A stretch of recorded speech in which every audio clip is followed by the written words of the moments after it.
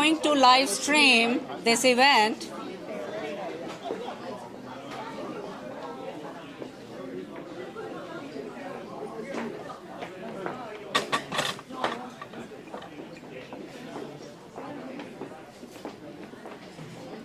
You could not hear me. All right.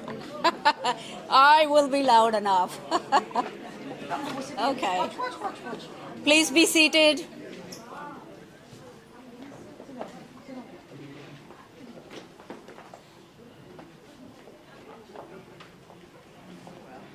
Hello, Mr. Hi, hello. Hi, how are you? Please be comfortable. Thank you. Hello. Hi. How are you? Hello.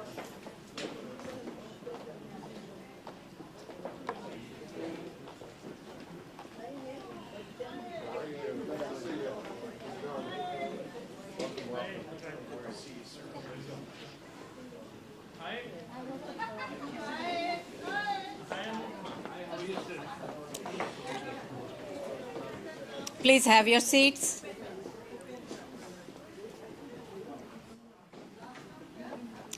Namaskar, good afternoon. Welcome to IAC's the 7th Roha celebration event. I am Ritu Chopra, a member of IAC Indian American Club, a board member, Rasmore resident. And on behalf of IAC, I welcome you all. Indian American Club, a small club in Rasmore community, and since its inception has done incredible job and a lot of big accomplishment for a small club. So we owe that to our supporters, our elected officials, our community members, and so many friends around the community that has given us the opportunity, and our accomplishments are on the display if you are curious to see what they have been in a very short period of time. So every year, Indian American Club prides itself with two major events. One is the annual Art and History Culture celebration, which is representation of Indian tradition or culture or art and history event through the dances with an artistic and classical dance on. And the second one, like today's, which is the Roha interviews, are honored. Roha stands for Rutgers Oral History Archives, with a grant for Middlesex County Art Association. IAC Club interviews people who have been migrated to America in United States, regardless of the time period they came, regardless of the country of origin they came. In collaboration with Roha, the interviews are conducted. The IAC honors during this event to our interviewees and honorees. And we are going to begin today with our national anthems, our American followed by Indian national anthem. And before we begin, I would like to say with our humble prayers that this is a season of celebrations and festivities around the world. We're keeping in our prayers and thoughts people in the war zones, the innocent civilians who are caught up. Our prayers are with them, and the significance of Dashera that Indian community celebrated last week, and Diwali, the festival of light about to come, they both signify victory of good over evil. Let's keep that in our hearts and minds. And with that said, I would like to invite Ishtiya Gandhi for American National Anthem. Please rise.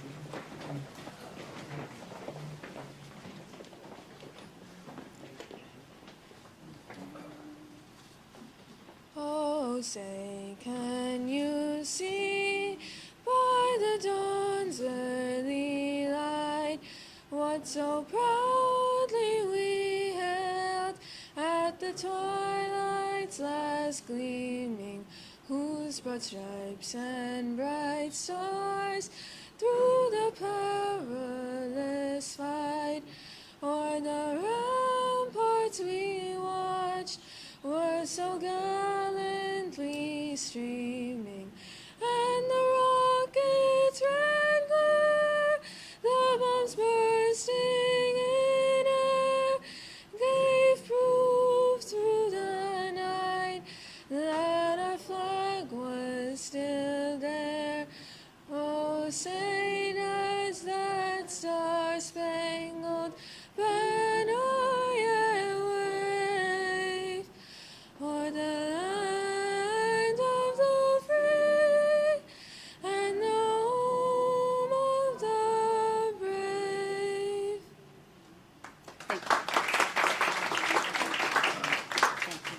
Please stay standing for the Indian National Anthem by Suman Rana.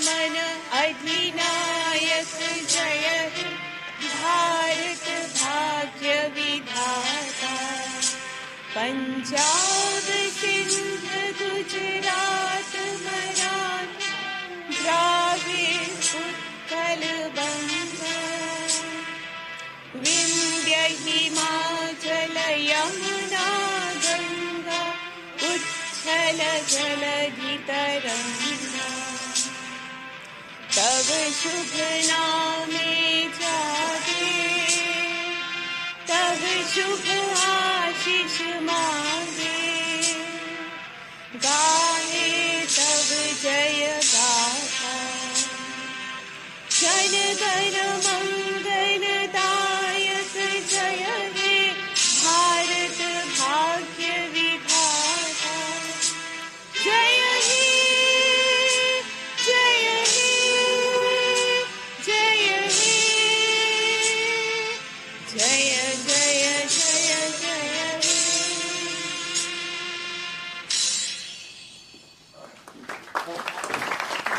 Thank you. Please be seated. I would like to invite Indian American Club President, Mr. Shatrughan Dawani, for his address and welcoming of our guests.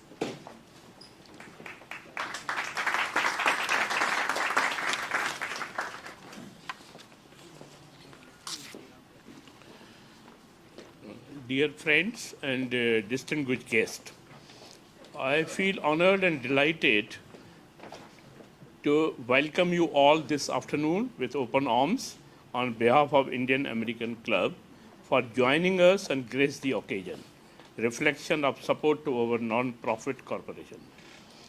To honor, recognize our prestigious Middlesex County funded project interviewing foreign-born nationals immigrated to America, we identify achievers irrespective of the country of origin, shares their life journey success. It is a collaborative effort with Rutgers Oral History Archives.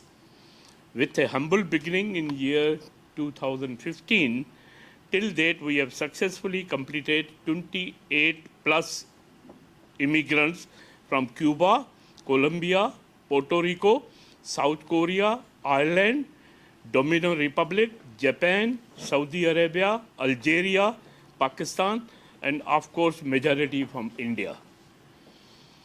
We focus on strengthening, unifying, building community spirit through arts and history projects, county and New Jersey state funded projects among diverse group, essential element of peaceful and harmonious productive community.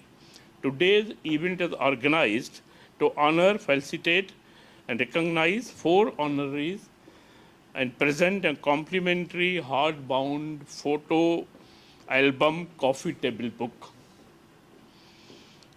IAC celebrate annual Heritage Day to promote Indian culture, propagate diversity among diaspora, showcase Indian music, dances, classical, semi-classical, folk, fusion, Bollywood, choreographer, artistic director, Professional Dance Academy. The Mauli Nayak, key performer and team make wonderful presentation Yes, again a county funded project. We do projects state funded by New Jersey Council for Humanities, explore journeys of Indian American in professional and business field, understanding obstacles faced while merging with American mainstream, promoting diversity, keeping India culture alive. ISC has built a history giving voice to Indian American stories, deeply involved in work, have aptitude and knowledge to highlight and make an impact. We aim to touch people of all races, ethnicities and backgrounds, shows all are similar in our struggle, dreams and journey in life.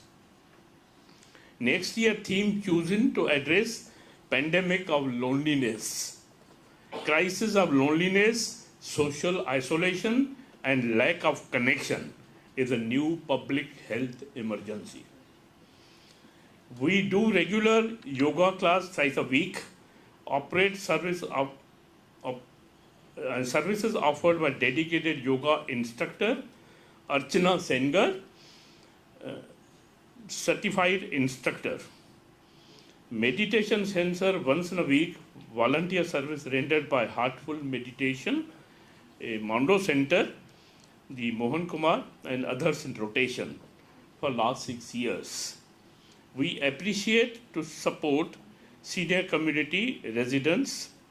ISC this month only organized a trip to United Nations, New York, participated in an international meet that Vasudeva Kutumbakam, that is the world is one family, and also attended Princeton Public Library Creativity in New Age of Chat GPT and Artificial Intelligence, organized by New Jersey Council for Humanities.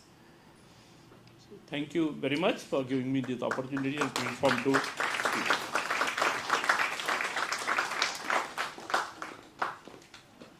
Thank you, Mr. Dewani. Okay. I would like to acknowledge our elected officials of our township, mayor, councilmen, and so many of our supporters that who are present among us, and would like to invite them to come to the podium as our Indian traditions are the flowers, the presentation of the flowers, which signifies respect, affection, auspiciousness, celebration, and gratitude. So we begin acknowledging our elected official among us. Mayor Dalina, would you please step forward?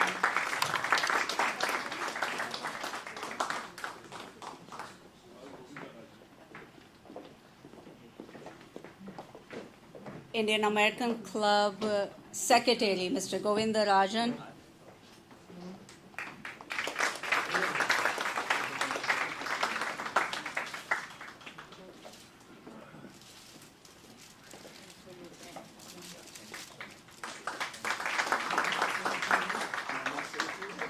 Please do. They asked me to say a few words. The mayor always has a few words. First of all, my apologies. Normally, I would have worn a tie to such a prestigious event. However, it's 80 degrees outside and it's the fall, so I go a little cash. I do want to thank the club, obviously, to be here with all the elected officials and all the club members, friends, and families. There's a number of levels of gratitude, appreciation, and pride that I feel to be here amongst all of you. In particular, though, I have to point out Sean Illingsworth from the Oral History Project. Sean was a former student of mine about 20 years ago at Rutgers University. I spent 18 years in the university archives protecting the Oral History Project cassettes. So with that being said, just being here, being part of the club, being part of the oral history and what they do, the preservation of history, to me as a as an undergrad history major and history nerd in particular, I have to commend all of you for supporting the event. And obviously, it's just a pleasure to be here. Thank you so much. Appreciate it. Thank you, Reverend. Thank you. I would like to invite Council President Miriam Cohen.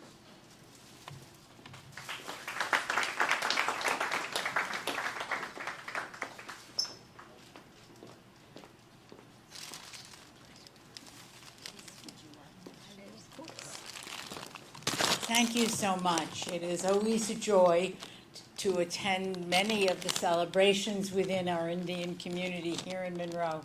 There is a saying, you know, when you want to make a good soup, you add many ingredients because they add strength to the soup.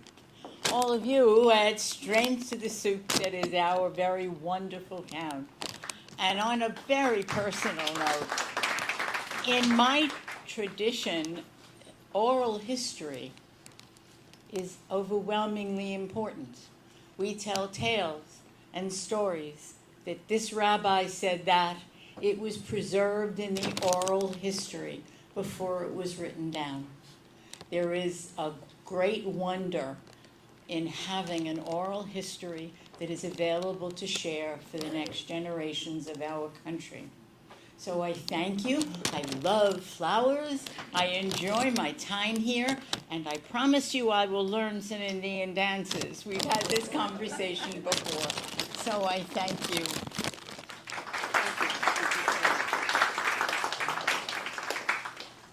I would like to invite next Council Vice President Terence Zura. Please come. And Sunita Gandhi.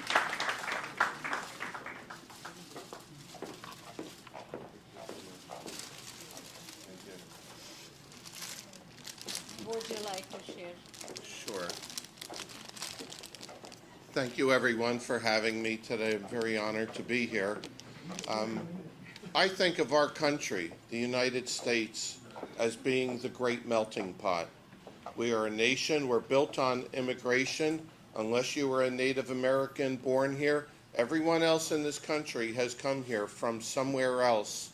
And we collectively have made it the greatest country in the world. And here we are in Monroe, we're experiencing that very, very same thing. Our town is a microcosm of the entire country. We now have a lot of different people of different nationalities. It's very heartening to see our strong South Asian community continue to grow, and we continue to all learn from each other. We learn more and more every year about the South Asian, the Indian culture, and all that you do. This is another one of those events that allows us to do that. So thank you so much for having us. You guys have been great. You've helped us many times, and I want to say thank you and appreciate you having us. Thank you so much.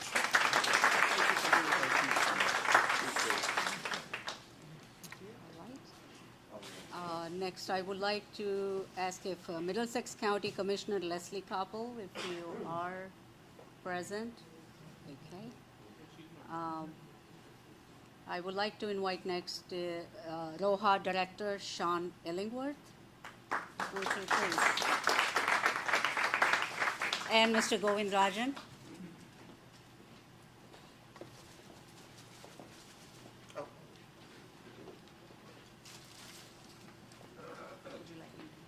Oh, sure. Thank you. Thank you. Thank you very much.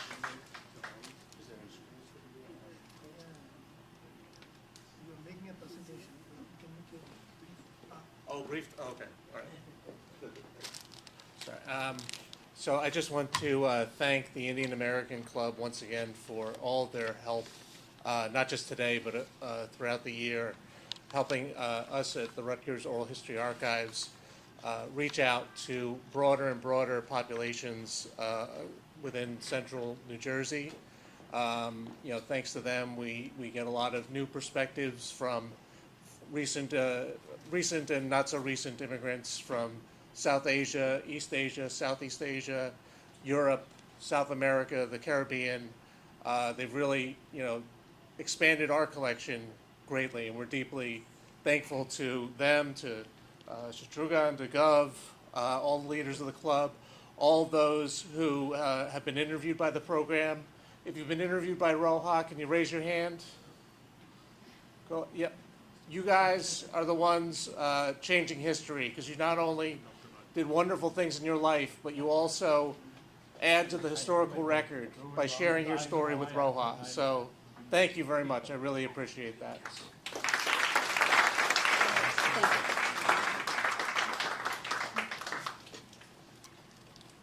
Next, I would like to invite Charles DePilo, Township Councilman, and Norman Perkins, please.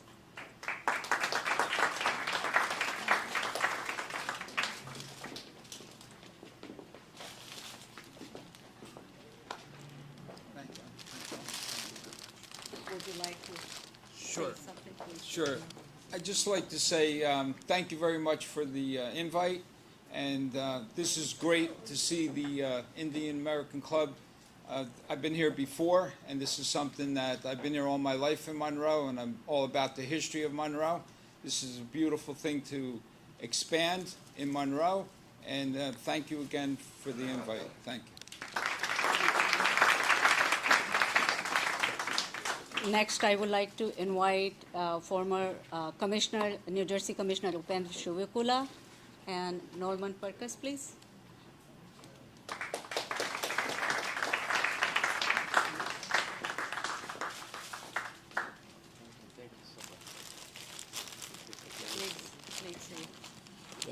I just would like to thank Indian American Club. I see there. I want to say mayor and council, vice president, president, council member, and it's indeed an honor. You know, I was interviewed by Rutgers at least twice. I think for one time, a few years before, and on behalf of Rutgers by somebody by Renu, and. So it's so important that this is the greatest country on the earth. There's no doubt about it. And then, people come from. I migrated to the United States 48 years ago, and this is my home. And one of the things I look at is that democracy is not free. People every day fight for themselves, fight for the country, and United States has defended so many countries around the world. I think right now what's going on around, in the Middle Eastern part is horrible. What's going on? But one thing I want to remember, want to remind you that democracy is not free, and also it's the greatest equalizer. One person, one vote. And November 7th, I just want to remind you there's an election going on November 7th. Make sure you show up, and whoever you vote for, but I think you have to exercise your democratic right. Thank you. Thank you, Mr. Shivakula. I would like to acknowledge other township and elected officials from Middlesex County and Monroe Township who are among us. Mr. Anjan Karnati and Mr. Patel. If you would like to say a couple of words, please.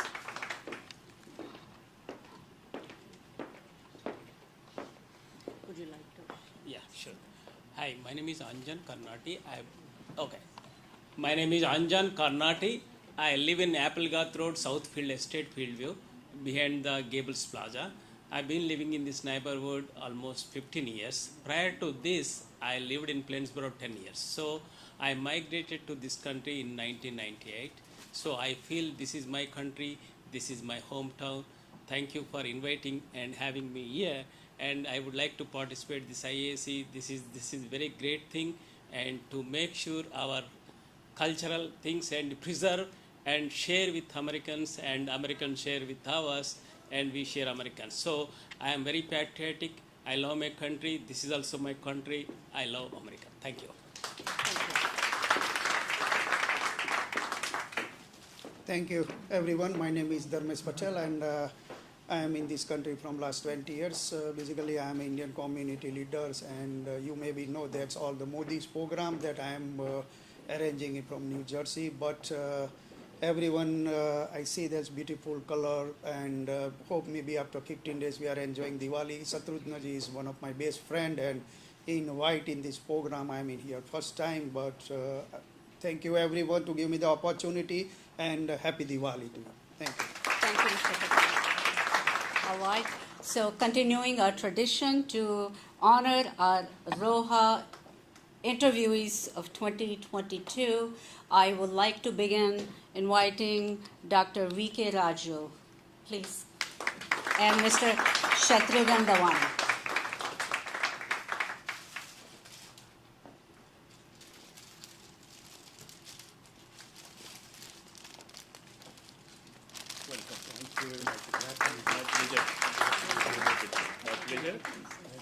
I would love to always say something. Yeah, just few words, please. I'm very glad to be here today. I came from West Virginia, the home. I just 2 days ago I came from India from India. So I always feel I travel home to home, the luckiest person on earth. And when we talk about this country, how great it is, India and United States are two real great democracy, biggest democracy and powerful democracy. If they have two real friendship, real maitri in Sanskrit, truly we can bring a peace to the world. When people were talking about, when I came here about freedom, I used to tell my children, free to be dumb is not freedom. Well, that's mine. At a movement like this, I want to say, really add, Golda Meir once said, don't be humble, you are not really that great. I think that's true. Thank you.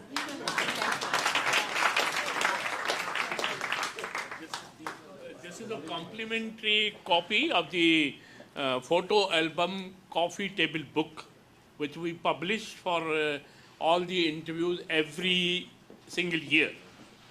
And those are for display also, and the past year's interviews, so this is for the current year. So I feel pleasure to present to Dr. Raju.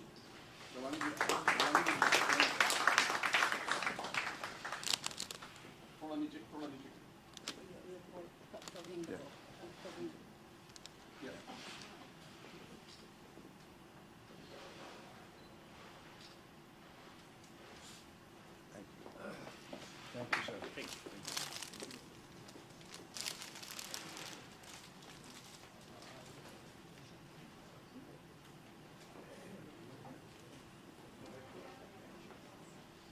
I'll invite Ritu Chopra. She's one of the honorary, and she was also interviewed by Roha in year 2022. So I'll call Latha Dhansekhar to present her.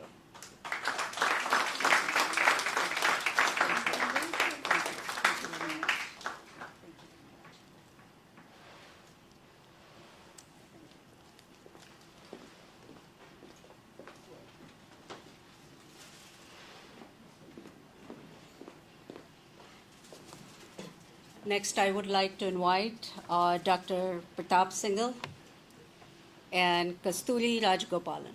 He's not there. He's sick. Oh, okay, I'm He's sorry. sick. He's got a message. So call Sunita Gandhi. Okay.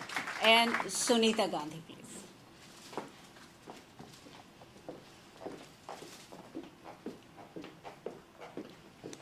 My name is Pratap Singhal.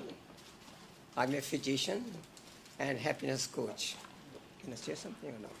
That's later on. Okay. Thank you for inviting me, and thank you for Ritu Chopra ji. She introduced me to this organization, and they interviewed me. Everything was so fantastic, and thank you so much.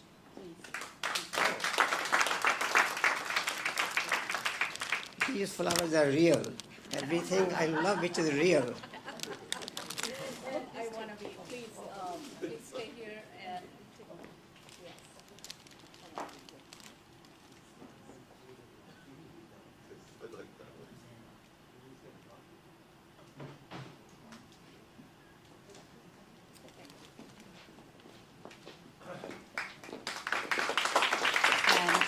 finally, our final interviewee, Honorary Dr. Inder Kapoor, please.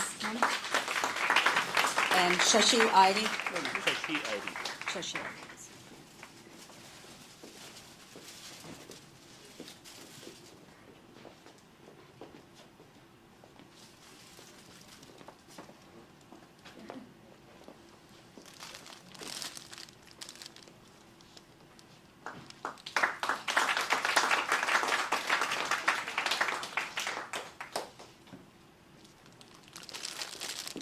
Thank you very much.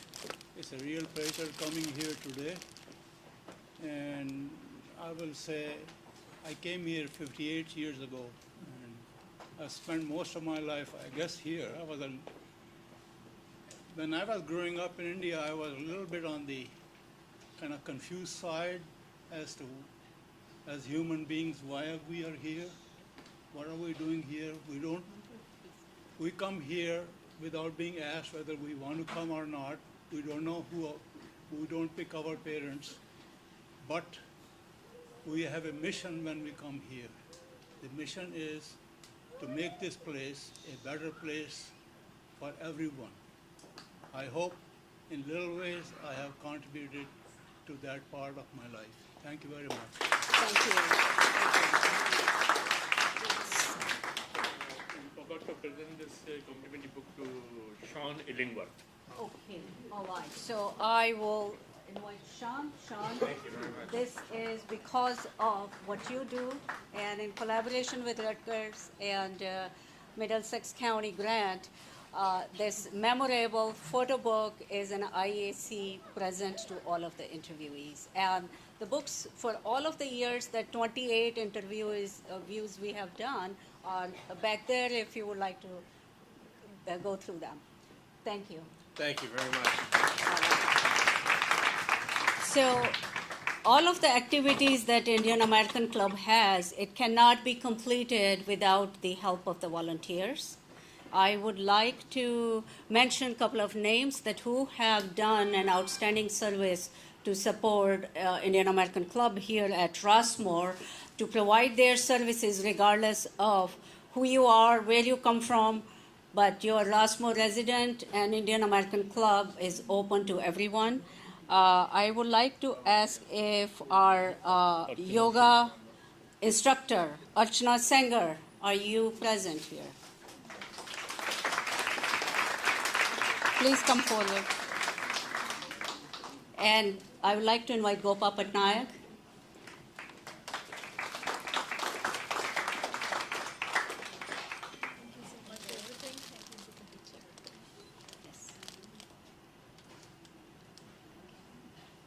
Stay here.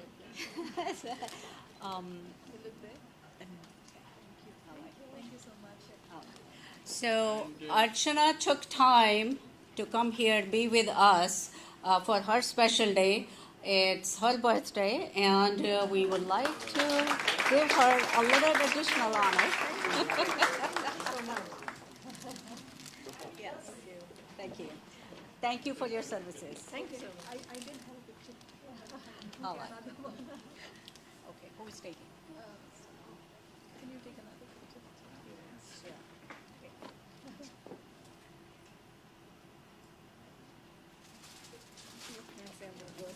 Sure. Sure, sure. She wants to see. I'd like to take a moment to thank Mr. and Mrs. Dawani and the Indian American Club for giving me the opportunity to work with a group of wonderful people here. Rossmore residents have been giving me a purpose. I really enjoy coming thrice a week. It's the highlight of my day that I'm here. And believe me, it's a standing joke. The residents can put a few teenagers to shame in the chair yoga they do. So if you are here, come join us. And it's a very nice opportunity Mr. Dawani has given me. So thank you for that. Thank you, Archana. Thank you. All right, so our next volunteer, Mohan Kumar, he has been providing heartful meditation for Rossmore residents, and we would like to have Mr. Dawani. Gopa Patnaik. All right. That's you.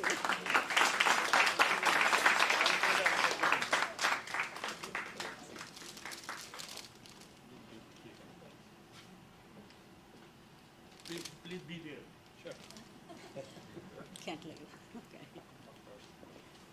So the Heartful Meditation is a organization of. Sure. Hello everyone, my name is Mohan Kumar. So I've been associated with the Indo-American Club for the last 4 to 5 years,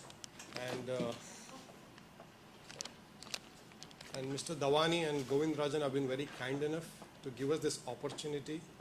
So just that you know what Heartfulness is all about, it is a not-for-profit organization, purely volunteer-based. It provides meditation, relaxation, yoga and spirituality programs. And we are not too far, we are just 10 minutes down the road. So we have a meditation, beautiful meditation facility. So I would welcome one and all to try it. And we have these sessions that happen here on every Saturdays at 10:30 a.m. So thank you once again for recognizing, and really I'm very humbled for this. Thank you. So this is a small gift to say to thank you for the Diwali kind of gift. Thank you. Very kind of you. And this is for Archana too. Archana. You can go. You can go. I wanna Archana, continue. You 1 can- minute. I forgot to give you this. Thanks from IAC. This is from Indian American Club, a kind of Diwali wish. Yes. Thank you. Thank you. Thank you. And this is for Sean Illingworth, from Director Rutgers Oral History Archives. Thank you very much. Happy Diwali. All right. Kulraj Anand, are you present? Okay, all right. So, okay, without further delay, we would continue to our feature of this program by inviting Roha Director Sean Illingworth.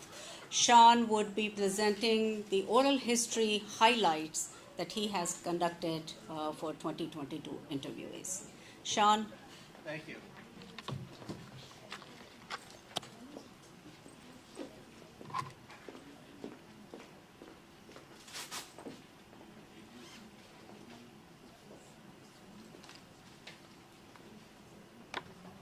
This will just take me a moment to open my laptop.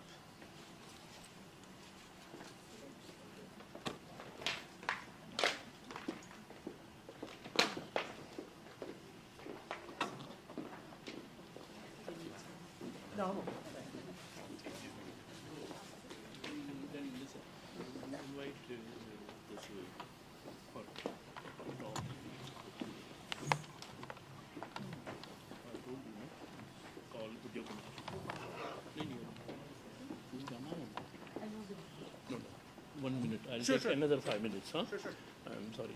I invite Udyog Kumar to please come over, and he is a volunteer, represents Monroe Meditation Heartful Center, and they are launching a book, anatomy, spiritual anatomy, right? So he would like to talk about his book, which is going to be launched today, coincidentally on the same day.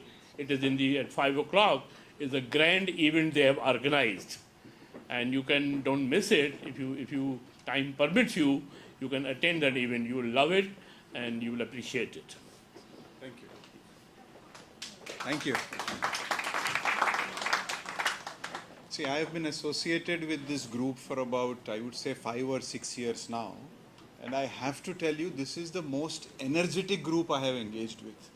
I don't know where you guys get your energy from or what you drink, but I'll tell you an incident. A few years ago, we were going all the way to New York City for a parade, and I was waiting for people to show up. And the first person who shows up is Govind Rajan. Right? So it's, I think we come here to draw energy, to draw, the spirit of community, the spirit of togetherness. And I know Mohan has been coming here for almost 4 or 5 years now. And he often shares stories of how he learns from this community. He shared stories of how he met a veteran here and learned about lessons of life. So, it's a very two-way street here. And that's what is the hallmark of a community. When I see Upendra Garu here, he's been a part of many of the Heartfulness events, and it's so nice to see you, sir. And even he hasn't aged a day. So I don't know, whatever this is going, it seems to be going really well for all of you. I do want to share with you that, oh, Prakashji, namaste. I just saw you. So I just would like to share that today we are launching a very, very special book called The Spiritual Anatomy, Meditation, Chakras, and the Journey to the Center. You know, all of us have been thinking about, you know, what are chakras? And because when we think of this word chakra, it usually evokes images of yoga and esotericism and mysticism, but this book clarifies all of that. Very simple terms, it says like we have a physical body, it is a system of organs. Like that we have a mental body, it is basically our mind, our intellect, our ego and consciousness. What supports the body and the mind is the spirit, and it has its own anatomy. And when we attend to that, we grow in consciousness, right? So that's basically the idea of this book. I do want to tell you that if you want to buy it, you won't find it because it's sold out on Target, on Walmart, and almost every other place. So it's available on Amazon, it's available on our meditation center, and I know when we reconvene here, we'll get some copies. But on behalf of Heartfulness, I would like to leave a few copies of them with Shatrughanji so they can be part of the library here. And thank you so much for making us part of the community and sharing your energy with us. Thank you. Thank you, Uday.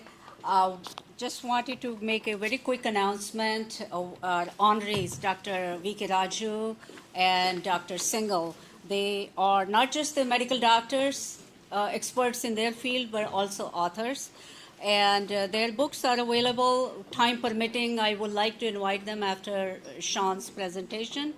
So Dr. V.K. Raju has his books available with them.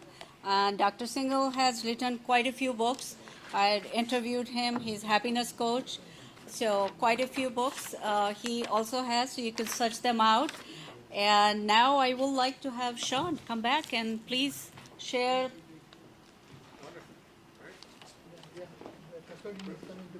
Okay.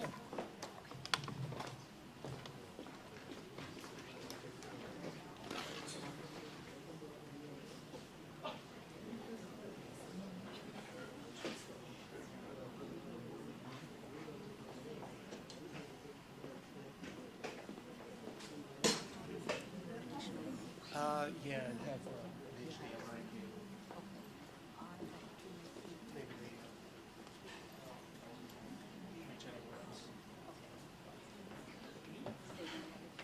no, it's not.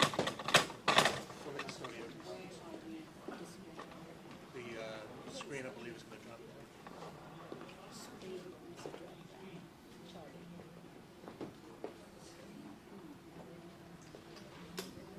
Yes, so we would have to move this.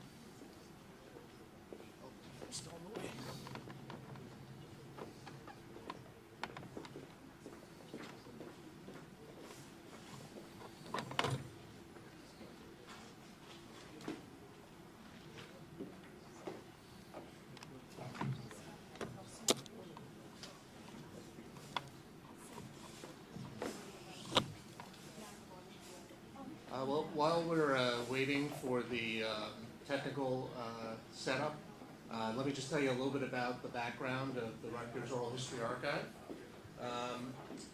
We've been... oh, wonderful. Thank you. Coming down, Sean. Oh.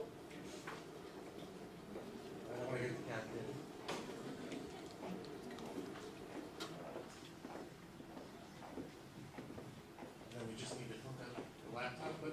So the Rutgers Oral History Archives is actually about to celebrate its 30th anniversary.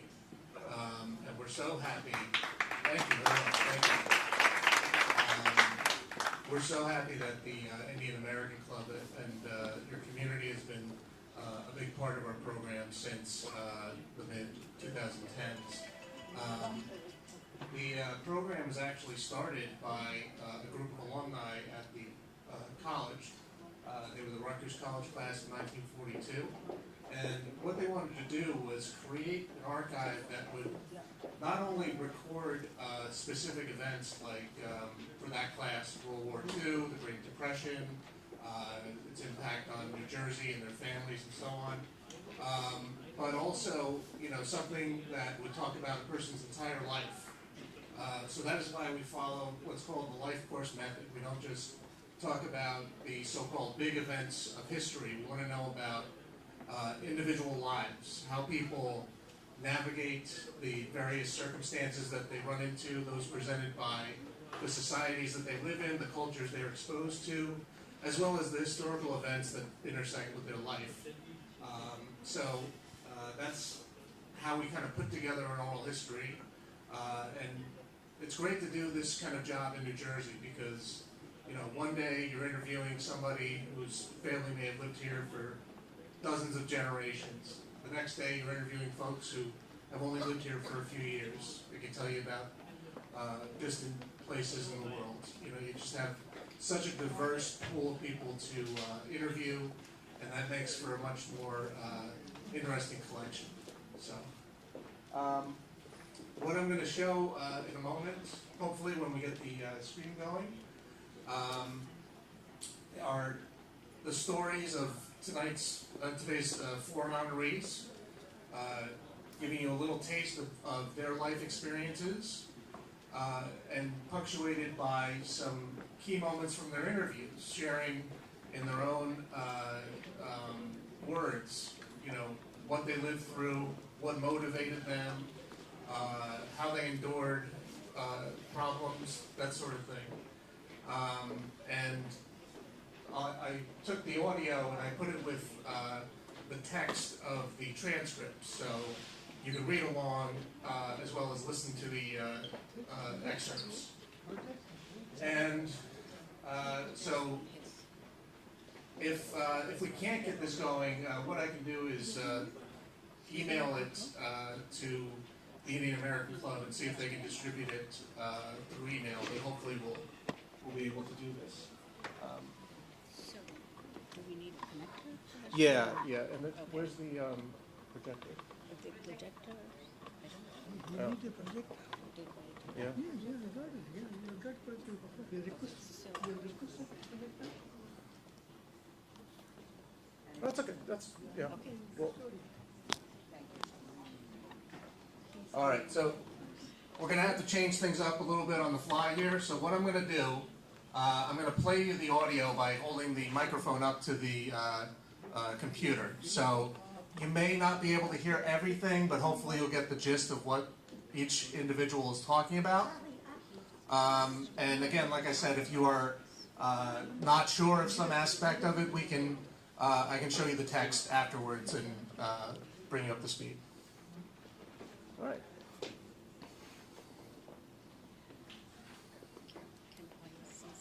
Sure, of course. So as we are having some technical, unanticipated technical difficulties, we apologize for that. Otherwise, it's such an amazing presentation that Sean brings here. Hopefully we will be able to solve it. But in the meantime, what these highlights are actual interviews that Sean and his team has conducted. And in the photo book that you have received, especially the honorees, we have provided a link for your families that they can go to that to read about the transcript, and there's audio and PDF both versions. Yes. And they are available for historians, students, researchers, family members, anyone researching this history. And the photo book has very limited highlights because of the space. So I'll have Sean continue, and hopefully we will be able to resolve this technical issue. Thank you very much. So to begin, I'd like to thank again the Indian American Club for all their help. I'd also like to thank my colleague, Kate Rizzi. She is the Associate Director at the Rutgers Oral History Archive. She does a lot of the behind-the-scenes work on this project where she processed the transcripts. She worked very closely with each interviewee to make sure that they got a copy, they knew how to review it, they were okay with what was being released. And then, she creates the websites for each one, the abstracts, the very, very readable, much better than my abstracts. Hers, I actually enjoy reading. Mine are a little dry. She's, just wonderful for this program and does incredible oral history in general. To begin, the first interviewee that I chose to focus on was Dr. V.K. Raju. He's bringing projector. Oh, okay, all right. It's Good. coming on the way. All right, well, should I keep going? Is here.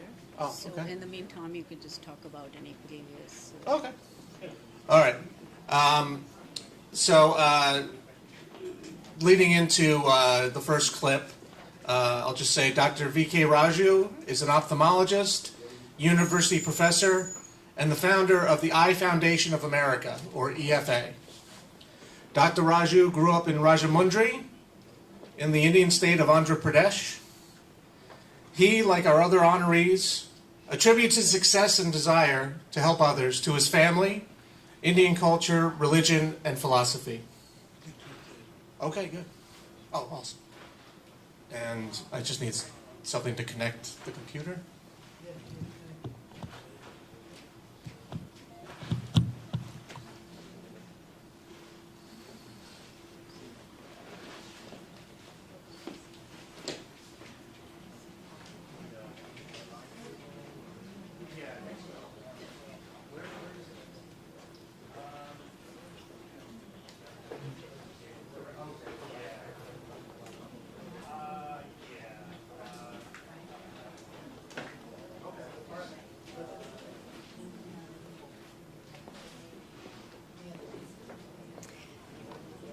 By the time they solve this issue, I would like to share something that I was directly involved with each one of the interviewees and learn a lot about them as the photo book project. So please, when you have a chance to take a look at it, the journey in pictures. So it's fascinating. And of course, the struggles the immigrants have gone through and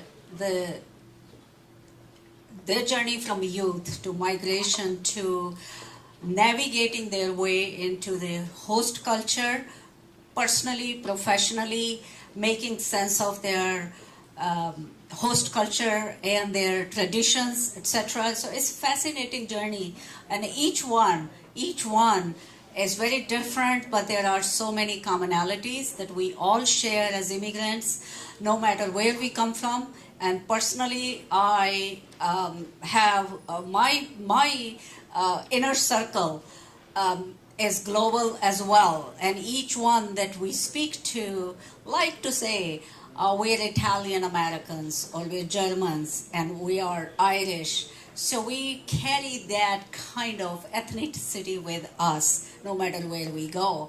And that really creates such a nice a mix of that, not only adopting our home culture, being part of it, of the mainstream, but still keeping our traditions alive and our cultural roots in so many of us that you would have heard and you would have known. The people go back, take their children back to their home countries where their parents, grandparents, great-grandparents lived.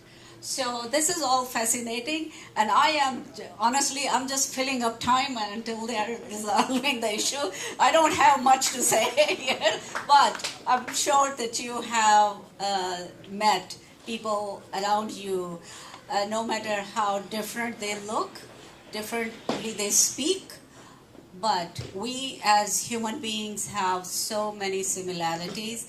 As Mr. Dawani earlier said, that IAC took a tour to United Nations last month in coordination with an Indian organization to talk about Vasudha Kutumbakam, Earth is a family. And this idea of Earth is a family is more important than ever it was, because we are connected with our handheld devices around the globe. We can make friends and enemies anywhere instantly. Both. Anyway, I'm running out to keep you busy, but I'm sure that they're working on, and we'll get started soon.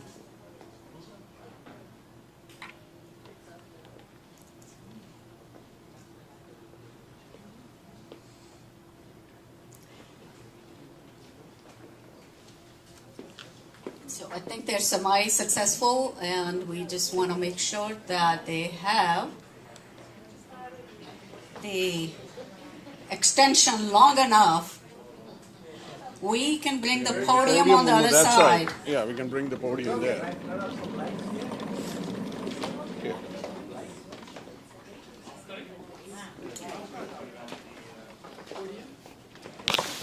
You can have it right here on the podium, so it's easier. Excellent, thank you. Please be careful for this extension cord behind you if you get up.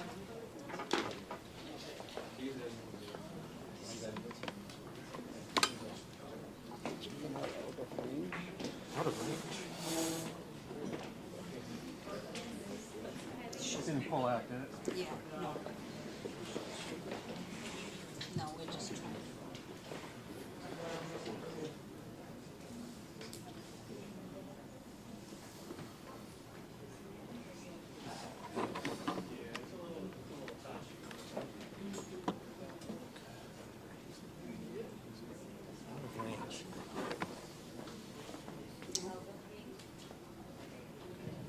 Let me see if I can bring it back over there. Does it come back on if I come closer?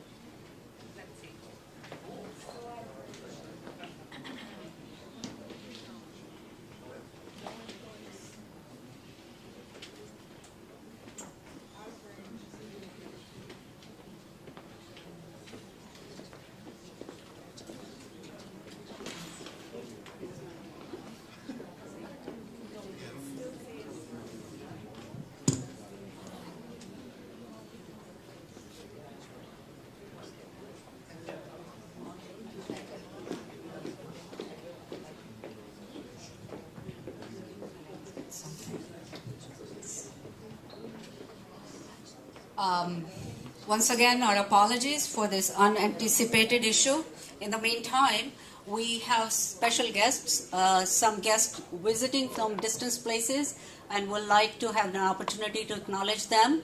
Dr. V.K. Raju has some guests traveling from Nepal and Kenya, and would like to have them come and, Mr. Raju, if you want to share something.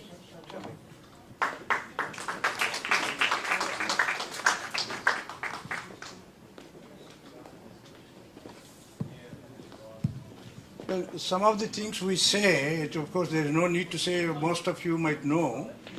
United States did an incredible thing in medicine. Until 1920s, London, Paris, Germany, these three countries, medicine was like that. From there until 1920s, everything came like this, the graph came like this. Germany, Britain, and France. At that time in 1920s, United States is like that. And for teaching, quality control in various specialties, not just in one specialty, United States done incredible things. But the last 10-15 years, we might be losing a little bit of that. I hope we'll never lose it. Anyway, the Academy of Ophthalmology invites doctors from, till now, from 70 countries. This is just in Academy of Ophthalmology. We have 2, 3, 4, 5, half a dozen guests coming for learning to the Academy meeting in San Francisco next week. We have one from Dr. Prerna Santosh from Nepal, and husband Santosh, and Kathy from Kenya. My mentor in London used to say, I was in London for 6-7 years before I did ophthalmology, eyes, corneal transplant is my special subject. I came to West Virginia, never left West Virginia after that. In 77, I came to West Virginia, never left it. That's why I could drive only 5 hours, I could be here. If I had, gone to California, I would not have come for this. So I'm glad I'm in West Virginia. My mentor in London used to say there are 3 solutions for every problem. 3 solutions for every problem. First is education, second is education, and third is education. And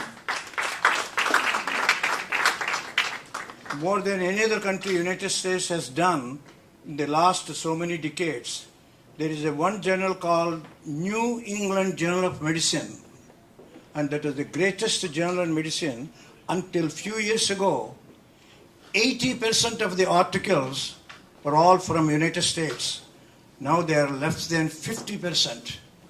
They're all from outside other countries.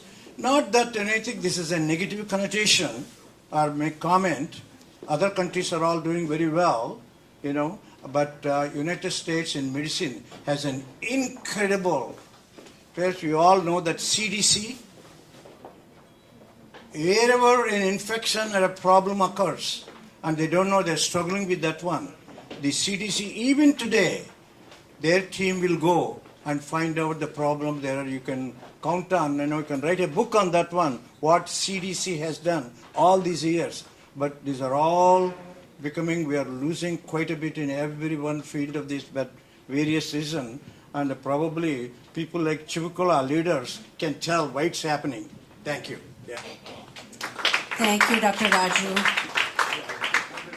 As you read more about Dr. Raju, I'm very proudly going to share this, that he has 2 charitable hospitals in India, and he conducts eye camps, charitable eye camps in Ghana, Iran, India, and some other places. So thank you for your contribution, sir. Okay. And as we are close to fix our issue here, technical issue in the meantime, I would like to invite Dr. Pratap Singhal, a medical doctor, a coach, a happiness coach, and author, to share a few words with us.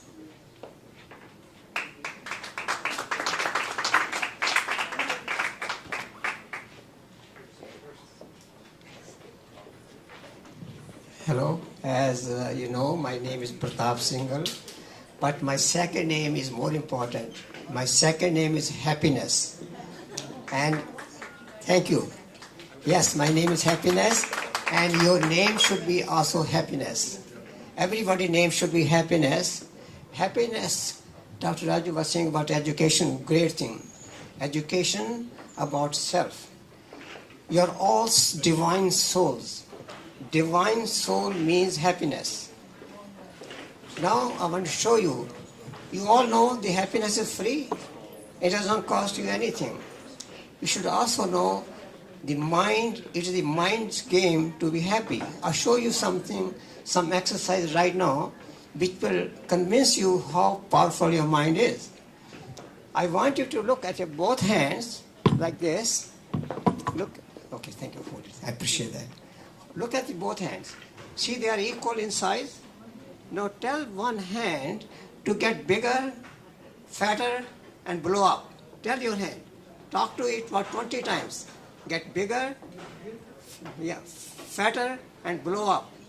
Keep talking to it, and you will see it will blow up in front of you. This is the game of the mind. Do that, and you will. Then later on, in a minute, you will see your hand has gotten bigger. That means, it will get bigger and fatter and will, Just keep talking 20 minutes, 20 times. Yes. And you will see the difference. That means your mind can do wonders. And you will see, and if you tell them, if you compare after 20 times, you will see it is bigger and fatter. That means the mind is so powerful. Please use your mind to be happy It does not cost you anything, and it's easy to get it. Thank you.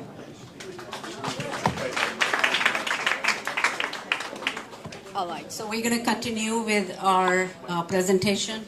Yep. Back to you, Sean. All right. Thank you very much. And if anything proves what a resilient community you are, it's putting up with me and all the technical difficulties. So what I'm going to do is, again, just play the audio, and if there's any questions, I can take those if you can't hear something. But here we go. All right. So first, again, Dr. V.K. Raju, ophthalmologist, university professor, founder of the Eye Foundation of America. Grew up in Rajamundry in Andhra Pradesh. He again credits his success and desire to help others to his family, culture, religion, and philosophy. His father passed away, unfortunately, at a young age when he was only 5. His father had been a distinguished lawyer. This led to Dr. Raju having a very close relationship with his mother. In this clip, Dr. Raju recalls how her worldviews affected his worldview in this excerpt.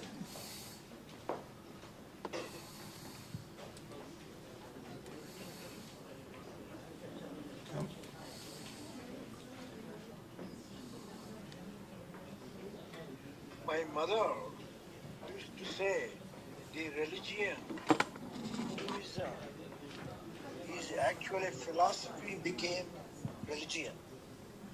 The roots of Hindu thought is called in Sanskrit manasa, vacha, karmana. What you think, what you say, what you do is the true religion. But after that, things that came into religion, this became more and more rituals. Other than that, religion is truly the roots of that. My mother always used to say things like that. You don't need to go to a temple if you don't want to. You don't need to, but you can have a great belief. She always had wanted us to believe in something, and they always focused on basic, your dharma, your attitude, what you do in day-to-day life. Well, I think it's going to create feedback if it's up too high. Maybe I'll... Would you be okay if I just read the excerpts? Thank you. All right. So, I have a readout on my phone that's going to be easier. So.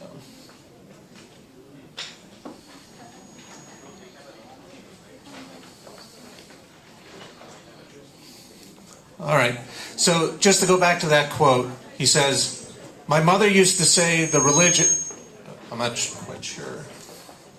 Turn that off. Okay. My mother used to say the religion... Yeah. I muted this, yeah.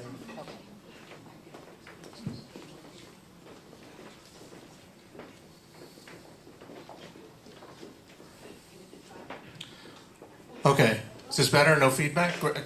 Wonderful. My mother used to say the religion, Hinduism, is actually a philosophy that became religion. The roots of Hinduism thought is called in Sanskrit manasa, vasha, karmana. What you think, what you say, what you do is the true religion. But after that, the things that came into religion, this became more and more rituals. That religion, truly the roots of that, my mother always used to say things like, you don't need to go to a temple if you don't want to. You didn't need to, and you can have some belief. She always wanted us to believe in something, and they always focused on your dharma, your attitude, what you do in day-to-day life.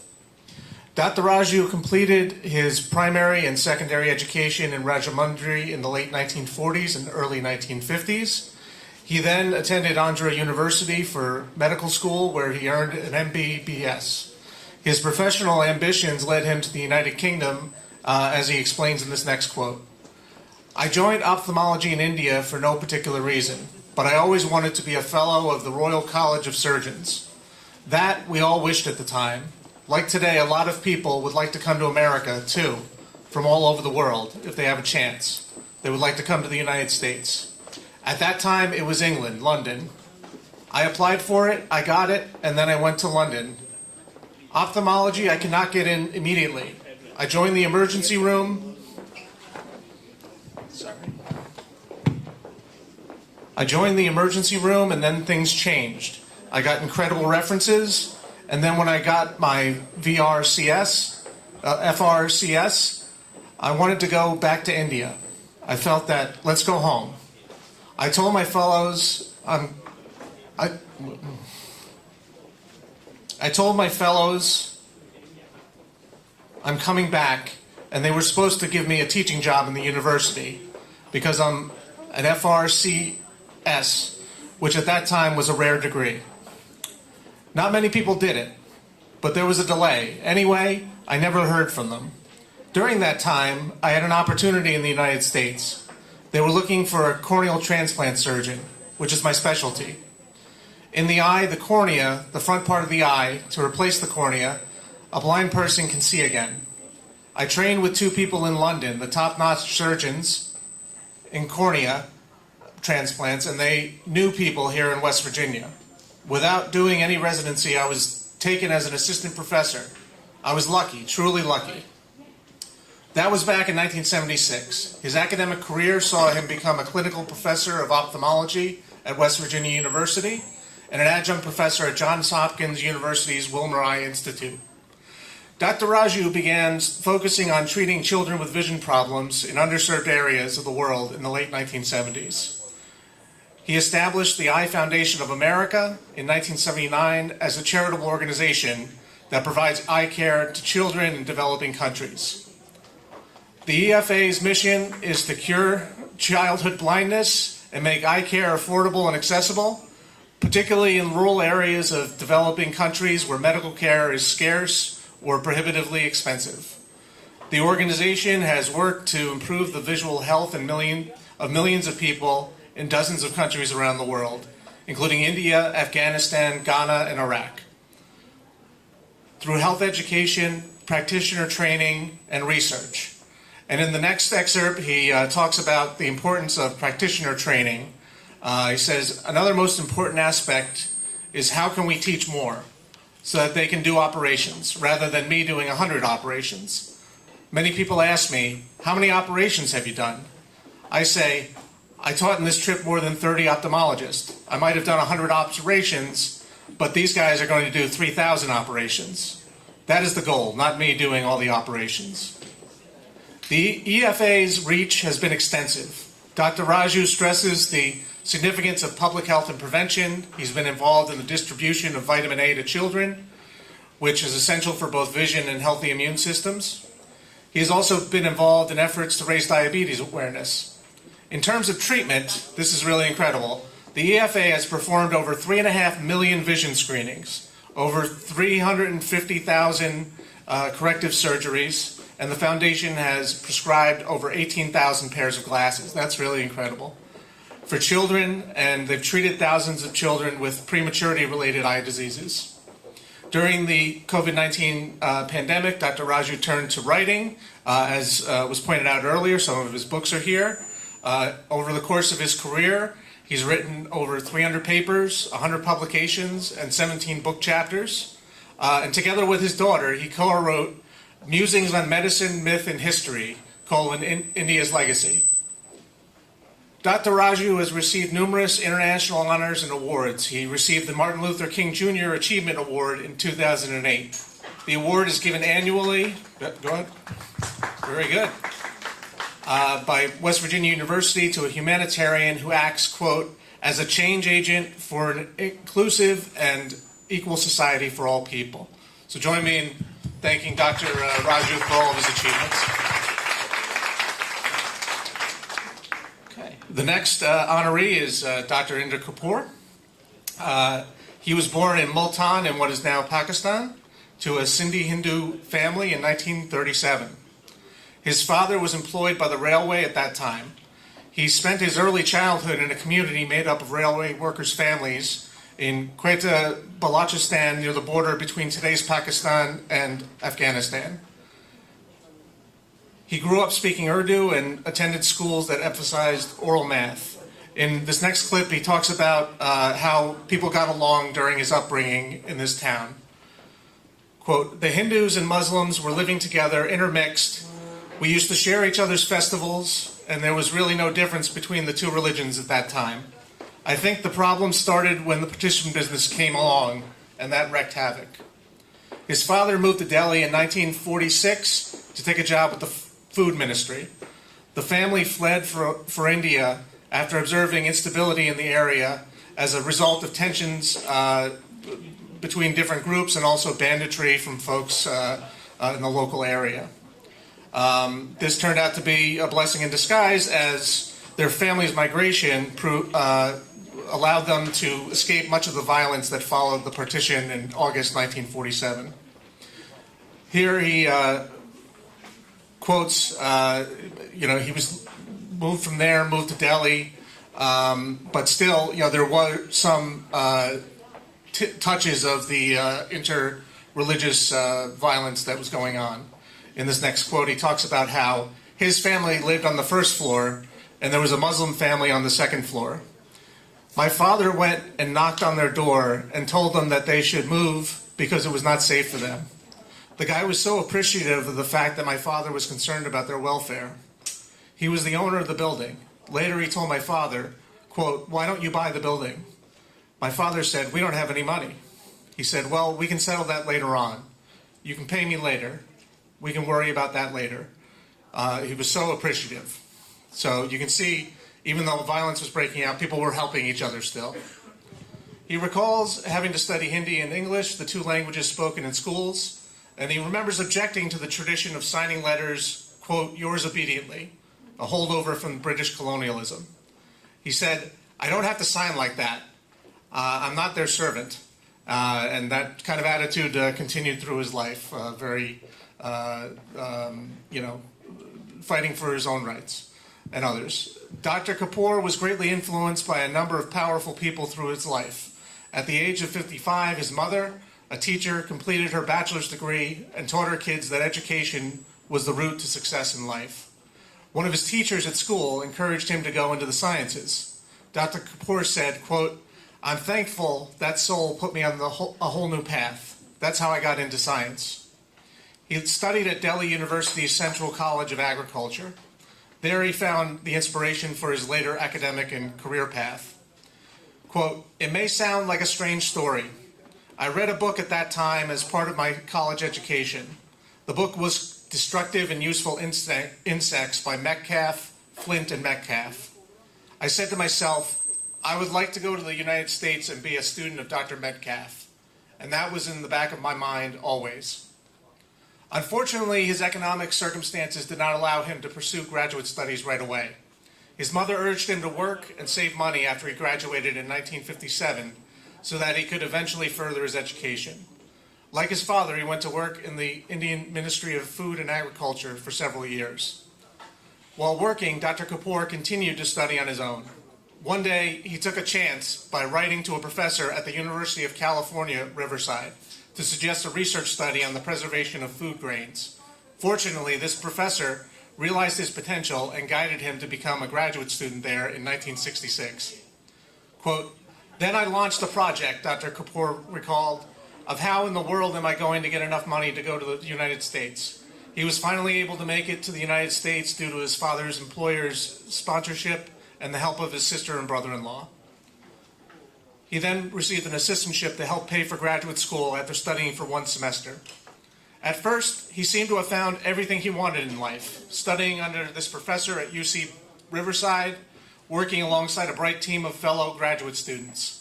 However, things took a dark turn as his mentor turned increasingly harsh, unfair, and exploitative. One by one, his colleagues began leaving the university. The acrimony between Dr. Kapoor and the professor came to a head one day in a meeting in his office. Quote, "One day he called me in. He said, 'If you don't do what I want you to do, I'm going to use my influence with relatives in the State Department and say you are a communist and get you deported.' I didn't know what to do at that time. I concluded I'll never survive him. I asked a friend of mine, an older guy from India, what should I do? He says, the only guy who can save you is a professor who is also the vice chancellor of the university. You need to go talk to him." The vice chancellor took Inder's report seriously and began investigating. This led to the troublesome professor getting what he deserved, but left Kapoor without a mentor. Fortunately, and this is where you might believe in karma, the vice chancellor was the leading expert in the field Kapoor wanted to pursue. The vice chancellor extended an invitation for Kapoor to study with him, but warned that he was about to leave California for the University of Illinois. Here, in this next excerpt, he responds, "Sir, if I'm your student and you're going to Illinois, I don't care. I'll go to Illinois." He said, "Okay, even if you go to the North Pole, I'll go with you." He always remembered that. I said to him, "I don't have a chemistry background." He says, "Can't you learn?" I said, "Yes, I can learn." That's how I became his student. This professor was Dr. Metcalf, from the book that I had read in 1955. In this case, dreams do come true. The subjects of Dr. Kapoor's research were biodegradability in pesticides. After earning his PhD in entomology, he started working as a researcher and chemical conglomerate, American Cyanamid Company. His tenure at American Cyanamid totaled nearly 30 years. His chemistry knowledge was crucial for the research he first did, which examined how herbicides degraded in animals and the environment. He was later elevated to oversee a team that was finding new molecules. After a while, he moved into marketing and rose to the position of vice president of acquisition and licensing. Outside of work, Dr. Kapoor and his spouse raised their 2 kids in Pennington. As a sideline, they started farming on a 20-acre farm they purchased on Pennington-Titusville Road. The farm had initially grown soybeans. After discussing the limited potential of that crop with the owner of the neighboring farm, he had an idea. This is the next excerpt. I said, "Indian vegetables are not available here. I'm going to figure out how to grow them." With my scientific background, I knew that Indian vegetables need warm temperatures. How do you make earth warm? Put plastic mulch on it, so that the black mulch is going to make the soil hot. So I started with him, with his help, because even though I had the background, practical experience is totally different. I figured out how to do the things. In India, those crops get 12 hours of sunlight. Here they were getting 16 hours of sunlight. They were growing like crazy. Then one day, I took a whole bunch of vegetables I had grown to New York City. I thought maybe I'd explore different stores and see. Every one of them said, "You know how to grow these?" I said, "Yes." So we worked out our arrangements. So on the farm, they began growing Karela, methi, loofah squash, chili peppers, and ornamental plants like jasmine. Dr. Kapoor has consistently tried to give back to those around him, especially young professionals and family members. At American Cyanamid, he encouraged people who worked for him to continue their education so that they could achieve their professional goals. Quote, "If I hadn't gone to school, where would I have been? I worked 8 years in India before I went back to school, so I never gave up the idea of going to school. If I could do it, others could do it too. Education is the key to success in life." That's great. Thank you, Dr. Kapoor. All right, the next person we're going to highlight is Dr. Pratap Singhal. He is a medical doctor, happiness coach, and author. A physician and family practitioner with 55 years of experience in healthcare. He practices conventional medicine as well as complementary and alternative medicine. Dr. Singhal was born in the state of Punjab in 1940 in the town of Dhuhr. His father was a social reformer and one of the founders of a Hindu school in Dhuhr affiliated with the Arya Samaj sect. Dr. Singhal was raised on the Vedic principles of the Arya Samaj. He explains, quote, "It is based upon a philosophy that you have to be the best, and you have to do the best for others." Dr. Singhal and his siblings attended the Arya Samaj school for their primary education. In an excerpt, he discusses the long-lasting impact his father and this unique upbringing had on him. Every day, he would tell me educational stories for the purpose of training me, educating me. What is the wisdom of the Vedas, which is similar to your Bible? There's a lot of wisdom. He gave me a lot of information, lots and lots. My brothers were like that too. We have a very good atmosphere at home as a result. I learned a lot from my father and brothers. That is different from being street smart, but how to deal with challenges, how to deal with life situations, the stresses of life. I share that with my patients, and they share with me. Dr. Singhal witnessed, at the time of the partition as well, religious violence when he was about 7 years old, which he talks about in this next excerpt. I remember that very sad day, the day when India was liberated from British rule. Hindus were killing Muslims and Muslims were killing Hindus. One day, my younger brothers and I were sitting in the sun, baking in the sun. My neighbor was Muslim. Hindus came to kill them, and they killed the Muslim brothers and parents. But 2 young girls of the family jumped over the wall and entered our house. We got scared. We didn't know. We were innocent. At that time, I was 7 years old, very innocent. We ran to my parents. We were in the west wing of the house, and my parents were in the east wing, and told them, "The 2 girls are here." My father says, "Stay quiet. We have to help them. We have to save them." So we kept them for a day or two. Then my father found a way to allow them to travel to Pakistan where they were safe. So you see, again, people helping each other during very difficult times. When he was a teenager, he realized he wanted to be a doctor and was encouraged to do so by an aunt who was a nurse. He attended DAV College in Muzaffarnagar after finishing high school. He continued his education at the Government Medical College in Patalia. He completed his residency in ophthalmology before moving on to rotations in surgery and obstetrics. He worked as a government doctor in Himachal Pradesh and Haryana. Dr. Singhal is proud of his early medical career in India. He served as the only doctor at a government-run dispensary hospital. People seeking medical attention would travel long distances by foot or cart to seek medical care.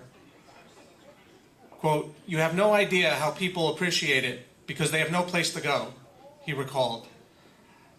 I treated every disease, diabetes, heart attacks, pneumonia, because these people did not have the privilege or the resources to run to a big hospital. Dr. Singhal immigrated to the United States in 1969 with the help of an uncle then living in California. He spent his first months in the U.S. applying for medical internship positions. He left his family to pursue an opportunity in Philadelphia, sending for them once he had established himself there. Dr. Singhal became accustomed to the long hours and arduous work of a medical internship. In this next excerpt, he talks about that experience. I asked him to tell us a little bit about the first year in Philadelphia, what it was like for him. He said, "The first year in Philadelphia was my internship. It was something very difficult and very strange for me because in India, I was a boss. I had a jeep, I had a truck driver, I had a clerk, I had a secretary, I had a nurse. Here I was just a nobody. In an internship, you're a nobody. You are the bottom of the ladder. You have to do everything, collect blood, collect urine, because it's part of your training. In India, you work 6 to 8 hours. 6 was a lot. Here you worked 12 hours, 24 hours, even 36 hours. It was very challenging. At times I felt, why did I come here? I have no status. Nobody knows me." So you get a sense of how when people who are established as, respected professionals in their home country come to the U.S., they have to go through the process sometimes all over again. But they continue to endure because they want to help people ultimately. He worked in an emergency room in Sacred Heart Hospital in Allentown in most of the 70s. He then relocated to West Virginia when a better opportunity arose. He did a brief stint in the emergency room at Cable Huntington Hospital. before he was named co-director of the Fairmont General Hospital Emergency Department. He relocated his family to Pittsburgh in search of better educational opportunities for the children, and then he commuted quite a distance to West Virginia. In 1980, he came to New Jersey. For a year, he worked as an emergency room doctor at Princeton Medical Center. Then he assumed the Belleville medical practice of a retiring physician. A long ago personal experience sparked Dr. Singhal's interest in homeopathy. He fell seriously ill early in his marriage while he was still residing in India. When traditional medicine was unable to offer any relief, his spouse turned to a homeopath for assistance. Quote, "Within 5 minutes, I was on my feet. That changed my life. I started studying homeopathy. Not only did I start studying complementary medicine, homeopathy, fasting, nutrition, and self-healing, but I also began to study the Vedas." So this process led him to broaden his, as he put it, mental horizon regarding medicine, and integrate other forms of healing into his practice. Let's see. So in 2011, he wrote his first book, Health, Happiness, and You, Everything You Need to Know. He went on to write How to Be Happy Today and Every Day with a new 7-minute magical plan and one solution to many diseases presented in 24.5 inspirational stories, both published in 2021. Additionally, Dr. Singhal has created a series of videos on YouTube about bringing joy and happiness into one's life. He describes his guiding principle, quote, "Happiness is a privilege for human life. There's no other life, no other entity on this earth, maybe in this whole universe, who has this privilege. If we don't enjoy that privilege, we are not doing a favor to ourselves." So thank you very much, Dr. Singhal, for sharing your story. Our final honoree, Ritu Chopra, is a humanitarian, motivational speaker, and certified leadership coach. She's also pretty good under pressure in a crisis, like a technical problem. I'm thankful for that. Chopra was born in New Delhi. Her father was a well-known lawyer with expertise in international trade and diplomacy. Chopra put in a lot of hours helping her father with cases and preparing herself for a career in the law. She talks about how those experiences affected her sense of self-confidence in our interview from 2022. The one thing that's very emotional, he impacted me in so many ways. His clients would come to the home office. I was in my mid-teens, 16, 17, around then. I was doing a lot of research. He had some civil cases through his American client, through the embassy, that they were referred to us. They were publicized in the media because of the type of cases they were in front of the Supreme Court and the High Court. There's only one Supreme Court in the whole country, whereas the U.S., every state has a Supreme Court of its own. He would take me with him. I would borrow the black gown of his assistant because she was about my height, and my mom gave me a white sari because that was a requirement to appear in a high court, the white sari and a black gown, without a tie, the British-style ties. So I would go as an assistant when I was 18. Because of these high-profile cases, the media would be present, not paparazzi, but print media. They would ask questions, so I would listen. Sometimes they thought that I was the assistant, or I was the person. They'd ask me if I was busy, if my father was busy. What impact he made on me, I'm the firstborn of 5. Out of the 5 siblings, I'm the firstborn. He would tell his clients, "She is my son." So he gave me the respect, the credibility of being a son in the family. In our families, the presence of a son means you are a successor of the family, so he saw that. Following her graduation from New Delhi University with a bachelor's degree, Chopra immigrated to the United States after getting married. After a brief stay in South Dakota, she and her spouse relocated to Wisconsin, where they lived for 13 years and had 2 children. She was employed at her husband's small gift and souvenir shop. Unfortunately, Chopra had to endure silent suffering as her marriage descended into abuse. In America, she had no family support. She was also afraid that her family members back home would be affected by the stigma associated with divorce then. Her career prospects were not great. She was going to But she was not going to stay in an abusive marriage, no matter how difficult things got. She discusses in this next excerpt how she overcame some of these challenges.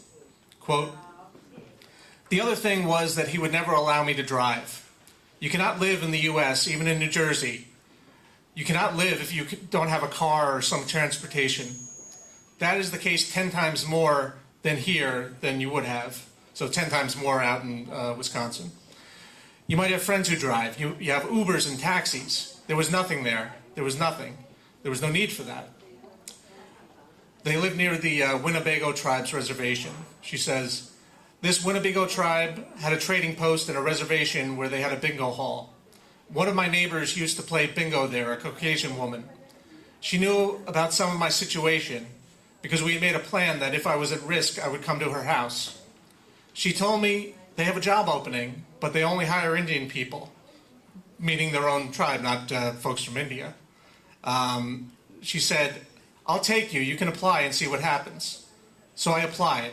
I had very long, black, silky hair, so I fit in from the looks of that. They needed somebody so bad they hired me immediately. My husband saw money coming in, so he would drop me off. And this woman would bring me home, and I would pay her some money. So I worked with them maybe 4 or 5 months. The money that I had, I saved all of it that I got. I bought a used car, and I took driving lessons. That empowered me so much that I knew that when the time came, I would be able to leave. It was very scary moments, very scary. I had the support of a few neighbors and people who were aware of my situation. She pursued further education, finishing an interior design distance learning course. She saved money by working several jobs. With the intention of improving her and her children's lives, Chopra relocated to Edison, New Jersey in 1996. Although things greatly improved for her, she started to run into new problems. She took information technology classes and worked 2 jobs. She had unfortunately suffered a serious car accident, which she made a full recovery, but took time. Finding reasonably priced childcare and juggling her own career with challenges she faced as a single mother, was a constant struggle. While her children attended school and pursued higher education, Chopra continued her career. She was employed in corporate information technology for 20 years. Simultaneously, she met a woman who was employed by the United Nations through a mutual friend. Chopra opened up and related her personal experiences of surviving domestic abuse. Quote, "Within an hour," she recalled, "she convinced me to be a voice of millions who don't have one." Chopra aspired to use her experiences, many of them painful, but also many of them uplifting, to create inspirational media. She changed directions in her career and started writing, making films, and life coaching. She produced the award-winning documentaries Lead My Way, A Global Perspective of Domestic Violence, and The Secret Crimes and the Silent Epidemic of Generations. She is the founder and director of Lead My Way, a nonprofit dedicated to raising awareness about gender-based violence. And to this day, she continues to get, let's clap for that, yes, definitely. Continues to hear from women and men all over the world who, benefit from her material and feel comfortable sharing their own pain with her. In 2014, she launched Despite the Challenges with Princeton TV. The program showcases the stories of individuals who have overcome extraordinary challenges and, in turn, have made a positive impact on their communities. And she's the author of the books Art of Life, Mastering Life, Women Leadership in the 21st Century, and Magic and Mindfulness. And that's it. Thank you very much. Thank you. All right. Thank you all for bearing with me. Hopefully I can turn this into some kind of video perhaps, and it can be sent out that way. But again, I just want to thank the 4 honorees, the Indian American Club, and all of you who shared your story. And I encourage everyone to share their story with Roha. We're open to anyone who lives in New Jersey. And anytime you want to share your story, just give us a call. Thank you. Thank you, Sean. Thank you so much. So you heard the stories of the interviewees, and that's for last 7+ years. As Mr. Dawani shared, that we have 28+ interviewees. everyone, each and everyone's life history, what they had shared with Roha, is available on Roha website. And it's not only available to just historians, students, your future generations as well. So like any other club or any other activities that take place, it cannot be accomplished without the support of volunteers, community members, and attendees. So many of you, the family members, have driven, have come from far, near and far, and we acknowledge each one of you, and we thank you for your presence here today. And also to our volunteers, our supporters, our elected officials, and our vendors, Crown of India, that they cater all our events. Thank you for being here. Thank you so much. And lunch would be served, so please enjoy yourself. Appreciate your presence very much. Bye-bye.